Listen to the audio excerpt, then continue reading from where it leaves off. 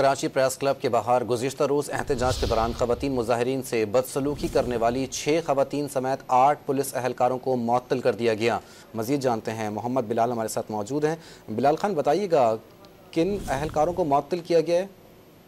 जी बिल्कुल, देखिए Karachi press club के बाहर ख़वातीन के एहतजाज के दौरान मुज़ाहिरीन से बदतमीजी करने वाले एहलकारों के खिलाफ कार्रवाई का आगाज किया है। DIG साउथ ने 6 ख़वातीन समेत 8 एहलकारों को मुअत्तल कर दिया गया है।